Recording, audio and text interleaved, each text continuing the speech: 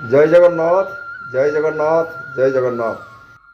କିଏ ସଉକରେ ଯିବ ମାରେ, କିଏ ତାର ଜାତୀୟ ଭିଅଣାକୁ ରଖିକିରି ସେ ଯଉଦିନ ଦିଟା ଗୋଟେ ଶବର, ଜାତିରେ ଶବର ପକ୍ଷୀ ଶିକାର କରିବା ଏବଂ ପକ୍ଷୀର ମାଂସ ବିକ୍ରି କରି ନିଜ ପରିବାର ପରିଚାଳନା କରିବା ତାର କାମ। ଏକ ନଦୀର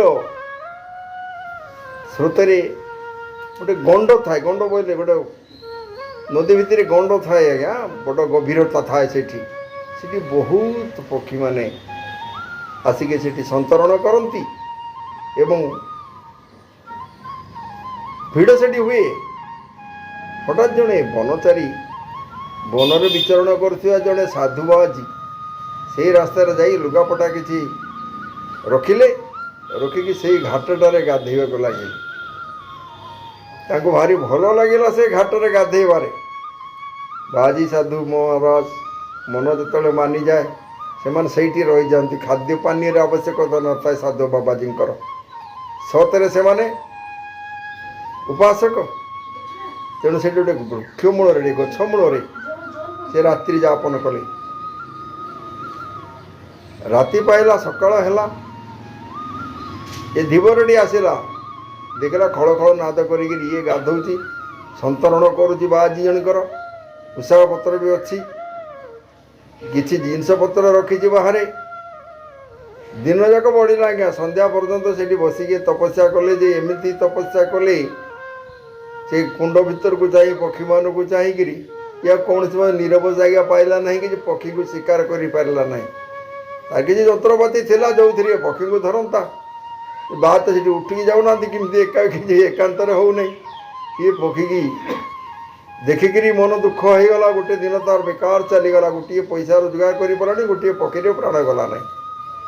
ତା ପରଦିନ ସକାଳୁ ଆସିକିରି ଦେଖିଲା ବେଳକୁ ଏ ବାବାଜୀ ମହାରାଜ ଯାଇକିରି ବେକେ ପାଣିରେ ପହଞ୍ଚିଛନ୍ତି ଏବଂ ସୂର୍ଯ୍ୟଙ୍କୁ ଅର୍ଘ୍ୟ ଦାନ କରୁଛନ୍ତି। ବାର ଥିଲା ରବିବାର, ସୂର୍ଯ୍ୟଙ୍କ ବାର ସେଦିନ। ଏ ଅର୍ଘ୍ୟ ଦଉ ଦଉ ସମୟ ଚାଲିଗଲା। ସେଇ ସମୟ ଭିତରେ ଇଏ ଗଛ ବାହାଡ଼ରେ ରହିକିରି ଶବରଟେ ଲକ୍ଷ୍ୟ କରି ଦେଖୁଥାଏ, ପକ୍ଷୀ ଗୁଡ଼ିକ ସବୁ ଆସି ତାଙ୍କ ଉପରେ ଚଢ଼ି ଯାଉଥାନ୍ତି, ଚାରିପଟରେ ଘେରା ମାରୁଥାନ୍ତି। ସନ୍ତରଣ ଛାଡ଼ିକିରି ଖାଦ୍ୟ ସଂଗ୍ରହ ନ କରିକି ତାଙ୍କେ ଦଳ ଦଳ ଧରିକିରି ବାବାଜୀଙ୍କ ଚାରିପଟରେ ରହିଲେ।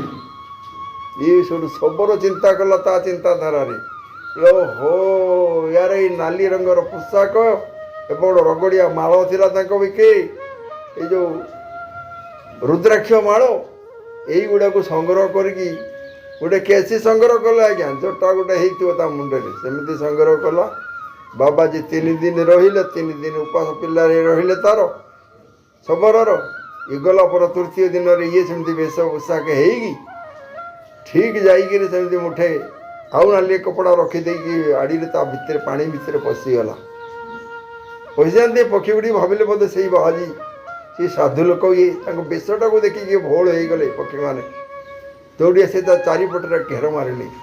ଇଏ ଭାବୁଛି ରେ ମୁଁ ତ ବେକ ପାଣିରେ ପଶିଛି, ଏଗୁଡ଼ାକ ଧରିବି କେଟାକୁ, ମୁଡ଼ିବି କେଟାକୁ, ରଖିବି କେଉଁଠି, ଏମିତି ଭାବକୁ ତାର ବେଳ ପଳେଇଲା।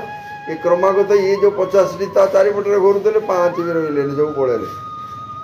ତା ମନର ବେକାର ଆସିବା। ତା ପରଦିନ ସାହସ କରିକିରି ଘରେ ଯାଇକିରି ପହଞ୍ଚିଲା। ଯେତେବେଳେ ରାତିରେ ଏଇ ସବୁ କଥା କହିଲା, ତା ସ୍ତ୍ରୀ ଦେବ ଛାଞ୍ଚୁଣିରେ ପିଟି ନେଇ ଯେତ ଛାଞ୍ଚୁଣିଟା ଟଣା ଉତରା କଲା, ତଳେ ଜାଣିଲା ଗଲେ ମୋ ଉପରେ ହେଇଯିବ ବୋଲେ।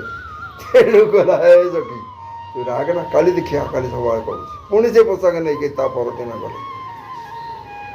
ଶ୍ରୀ ଶ୍ରୀ ମହାଜନ ମହତ ଆତ୍ମା ତାଙ୍କର ଉଦୟ ହେଲା, ବିବେକ ଉଦୟ ହେଲା। କୌଣସି ପକ୍ଷୀ ଗୋଟିଏକୁ ମାରି ପାରିଲେ, ଜଣକୁ ଧରିଲେ ଆଉ ଜଣେ ତାଙ୍କ ହାତ ଉପରେ ବସି ପଡ଼ୁଛି, କିଏ କାନ୍ଧ ଉପରେ ବସି ପଡ଼ୁଛି। କାହାକୁ ଧରିବେ, କାହାକୁ ରଖିବେ, କାହାକୁ ମାରିବେ, ଏମିତି ଚିନ୍ତା କରୁଛନ୍ତି। ନା, ଜୀବଗୁଡ଼ା ତାଙ୍କ ରାସ୍ତାରେ ଅଛନ୍ତି, ମୁଁ ମୋ ପକ୍ଷୀ ମାରିବାରେ ଅଛି, ଇଏ ପକ୍ଷୀ ସନ୍ତରଣ କରିବାରେ ଅଛନ୍ତି। ତେଣୁ ନା ନା ନା, ମୁଁ ଆଉ କାହାକୁ ମାରିବିନି। ଏ ବାବାଜୀ ଯେଉଁ ପଥରେ ଯାଇଥିଲି, ଇଏ ଶବରଟେ ଭିତରେ ସେଇ ପଥ ଅନୁସରଣ କରିକିରି ବାବାଜୀ କେଉଁଠି ରହୁଛି ତାକୁ ଖୋଜିବାକୁ ଲାଗିଗଲା। ଦିନେ ଗଲା, 2 ଦିନ ଗଲା, ସପ୍ତାହେ ଗଲା, 2 ସପ୍ତାହ ଗଲା। ପତ୍ନୀ ଚାହିଁଛନ୍ତି ପକ୍ଷୀ ମାରିକି ଆଣିଲେ ଶିକାର କରିବ, ଭଲ ଦିକେ ରୋଷେଇବାସ ହେବ, ରାତିରେ ଟିକେ ଗେପା ହେବ ଭଲ। କିନ୍ତୁ ଏ ଧୀବରଟିର ଏ ପୋଷାକରେ ମୁହଁ ଏମିତି ଲାଗିଗଲା, ସେ ପୋଷାକରେ ରହିକି କେବଳ ବାବାଜୀ ଖୋଜିଲା। दीर्घ 8 दिन पर बाबाजी सांगे अन्यत्र देखा हुए से नदी कूल पाद तले पड़ी शिष्यत्व ग्रहण कला विग्रह कहला कहला देखु आज्ञा मु जाति सबरो मोर पक्षी मारिबार कथा थिला जेमती जहाँ 3-4 दिन उपास आपण रहीगले मो परिवार